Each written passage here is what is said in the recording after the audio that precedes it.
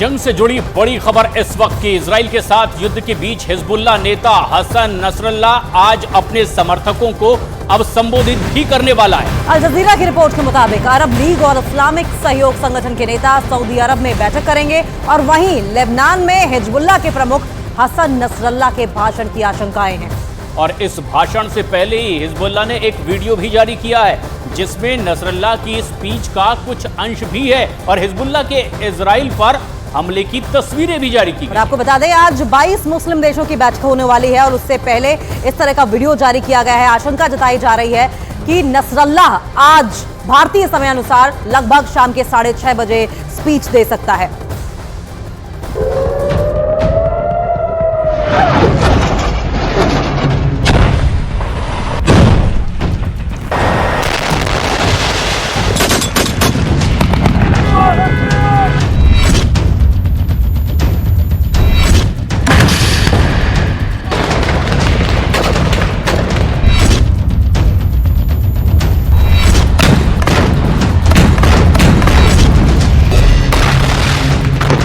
ولكن الله حرمها.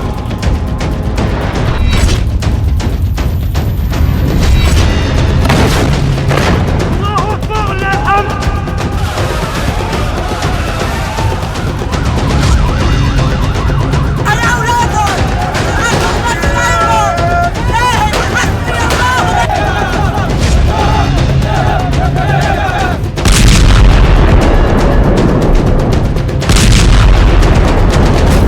لا ניצחון, מוכנים? כן!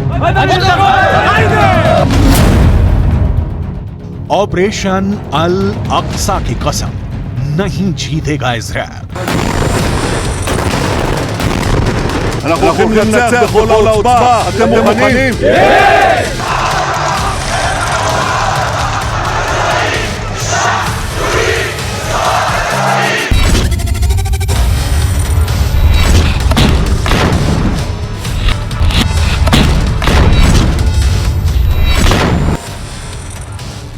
Hamas के पास हारने को कुछ नहीं बचा है। जीत के अलावा इजराइल के पास कोई दूसरा रास्ता नहीं बचा है। 7 अक्टूबर को जब हमास के हमले के बाद से 1 महीने से ज्यादा की जंग हो चुकी है, लेकिन अभी तक हमास के 45,000 लड़ाकों को इजरायली सेना सफाया नहीं कर पाई है। 1 महीने से ज्यादा की जंग में 40,000 के करीब गाजा में इमारतें तबाह हो चुकी हैं, लेकिन हमास फिर भी जंग कर रहा है।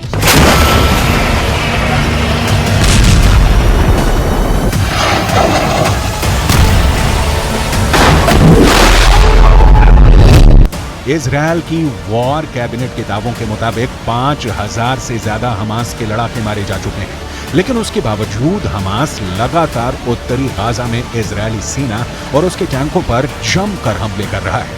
आखिर हमास के हमले रुक क्यों नहीं रहे? लेबनान की राजधानी बेरूत में बैठा हमास का प्रवक्ता अबू उबैदा डंके की चोट पर कह रहा है कि ऑपरेशन अल अक्सा की कसम, नहीं जीतेगा इजराइल।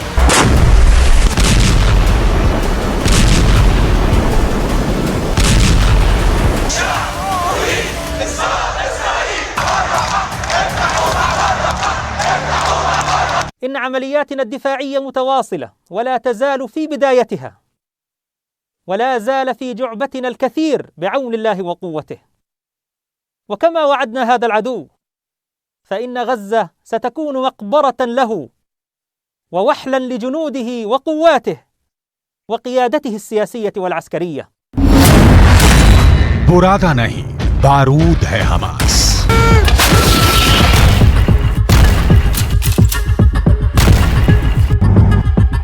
1 महीने से ज्यादा की जंग में हमास ने साबित कर दिया है कि इजराइल भले ही हमास से हथियारों और तकनीकी मामले में ताकतवर हो, लेकिन हमास की लड़ाकू क्षमता कई मौकों पर इजरायली सेना पर भारी पड़ रही है।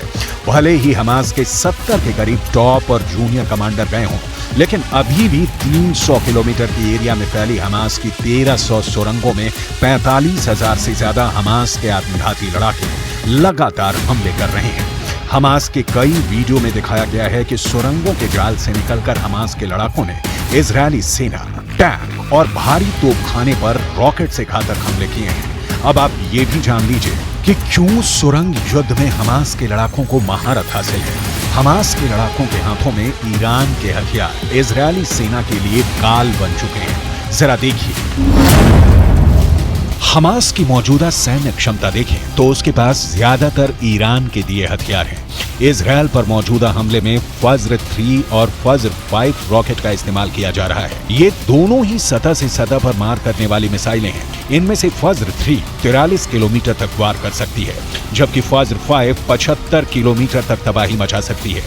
ईरान से हमास को छोटी दूरी तक मार करने वाले रॉकेटों का जखीरा भी मिला है। इसके अलावा हमास हथगोलों और विस्फोटकों का जमकर इस्तेमाल कर रहा है। आरपीजी से सबसे ज्यादा हमले सुरंगों से हमास इजरायली सेना पर कर रहा है। विस्फोटक बेल्ट भी हमास के लड़ाके आईडीएफ के खिलाफ जमकर इस्तेमाल कर रहे हैं, जबकि एंटी टैंक मिसाइलें हमास का अचूक हथियार इस वक्त साबित हो रही हैं। كما تمكن سلاح البحرية في كتائب القسام بفضل الله تعالى من توجيه عدد من الهجمات ضد أهداف بحرية خلال الأيام الماضية قبالة سواحل قطاع غزة بواسطة توربيد العاصف الموجه عن بعد، والذي نكشف عن دخوله الخدمة لأول مرة خلال هذه المعركة. हमास को 30 डिग्री से मार रहा है इजरायल।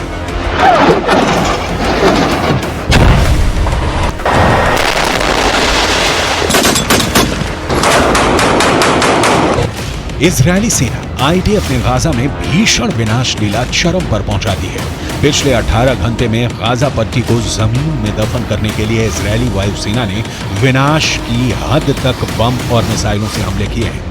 तरबूज की तरफ हटती इमारतें और जमीन पर फिलिस्तीनियों और हमास लड़ाकों के उड़ते चीथड़ों ने पूरे गाजा में भयानक कोहराम मचा दिया है। महज 1 घंटे के अंदर इजरायली वायुसेना ने 100 फाइटर जेट से 5000 से ज्यादा हमले किए हैं। उत्तरी और दक्षिणी गाजा में हर तरफ भयानक खून खराबा हो रहा है।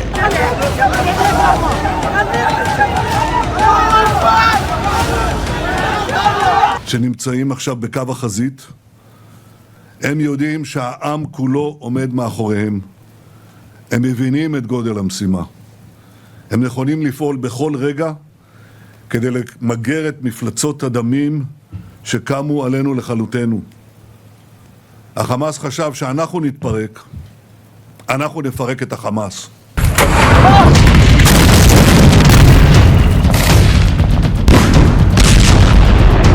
वहीं दूसरी तरफ